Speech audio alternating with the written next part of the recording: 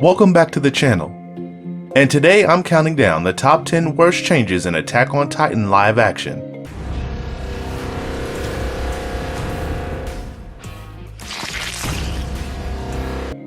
For this list, I'm looking over the narrative choices made across these live action moves that deviated from the beloved source material, with the results being more than questionable.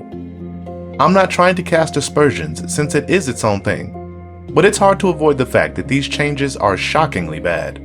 Which alteration made you go full Attack Titan? Let me know in the comments below.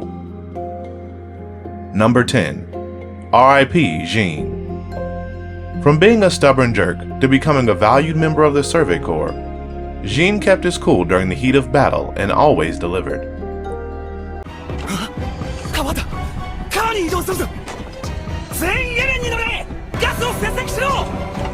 The live-action versions tried to capture that, though is still pushed to the wayside.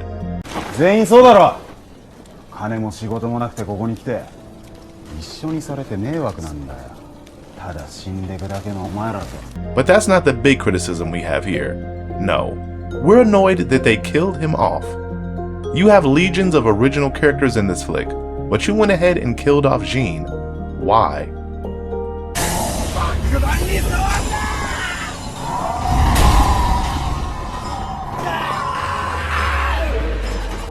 Number 9. Adios Grisha.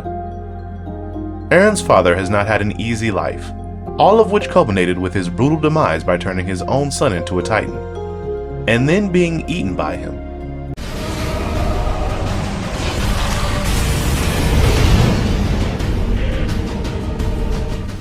Paradise's corrupt ruling class has been revealed in a million other ways before. Because of his experiments with Titan serum, he gets shot to hell by the military police. Certainly not as good as being digested by your offspring, and since this is the only scene that features Grisha, it seems a lot worse.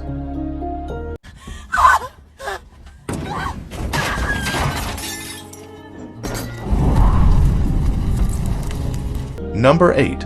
ManMade Titans. Over an extended period of time, fans have been fed a mystery surrounding the creation of the Titans, and even then it has been told from several perspectives, muddying the truth, although Ymir and the founding Titan appear to be the underlying cause.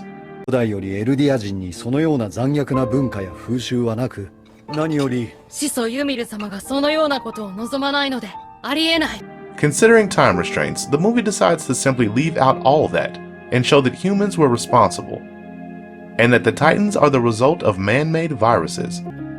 Number 7. No Erwin. There is a tendency for these films to eliminate classic manga characters in favor of original Japanese characters, or even to eliminate them from existence altogether. Erwin Smith is a good example of this. Hanji, the commander of the Survey Corps, strategic genius, who stood atop a mountain of corpses just to give humanity hope, isn't here.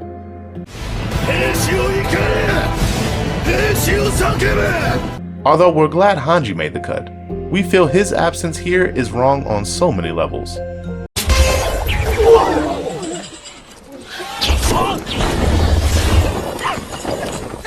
Number 6. The Scarf. In terms of Mikasa's treatment in these films, I have plenty more to say, but let's focus on how her backstory was completely omitted.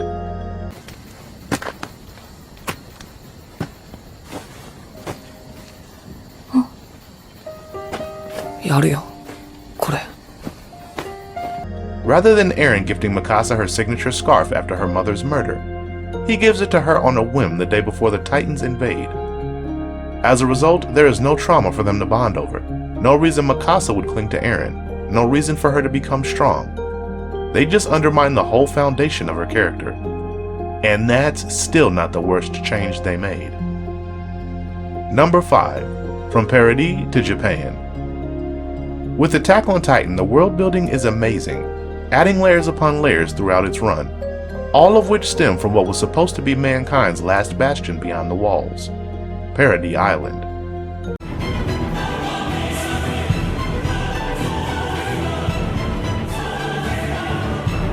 There are still walls to keep out the Titans, but the aesthetics of the original are nowhere to be found here, so don't get too attached.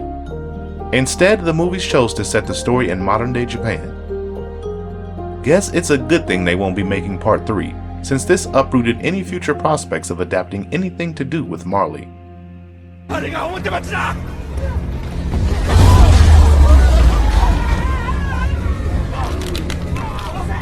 Number 4. Mikasa Not Mikasa. It seems you thought the scarf incident was a serious backtracking. You haven't heard anything. Given their canonical platonic relationship, the fact that they were set up as a couple so early on is weird enough. But then the movie flips the script by pretending to kill her off, bring her back, and not care about Eren at all.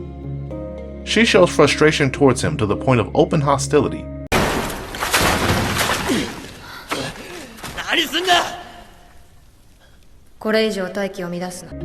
Say what you will about the original single-minded devotion, but seeing her beat up Eren and chastise him like they're going through a lover's quarrel is borderline character assassination.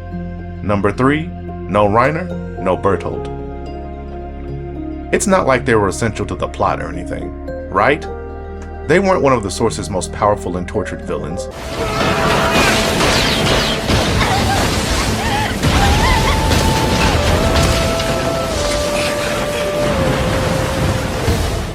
Just replace them with some weaker Titan shifters with weaker motivations, and no one's gonna notice. So yeah, hope you weren't a fan of these two. Instead, you get Cabal, the leader of the military police who intends to use the Colossal Titan to accomplish his goals. There's also the White Titan wielder.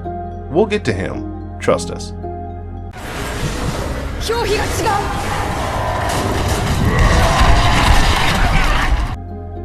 Number 2. Eren's motivation. After witnessing his mother be broken and devoured by a Titan, Eren dedicated his life to slaughtering every Titan possible.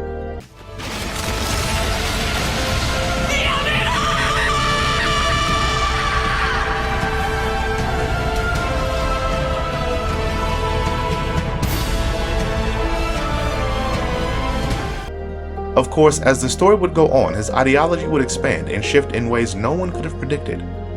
But at the start, he was very much on the vengeance bandwagon. Not in the live action.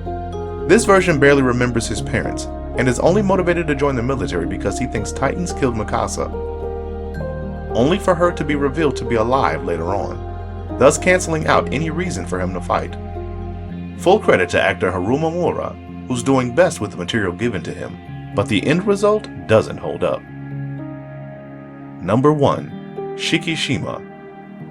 An original character, as you might have guessed.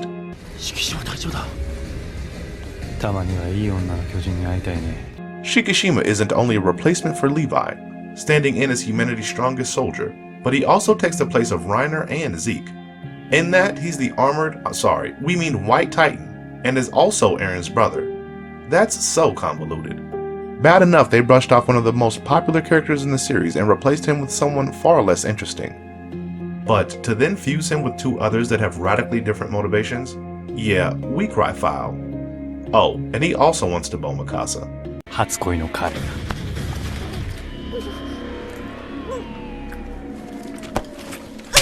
That's the end of today's video. Thank you for watching. Which live action moment did you despise? Let me know in the comments below.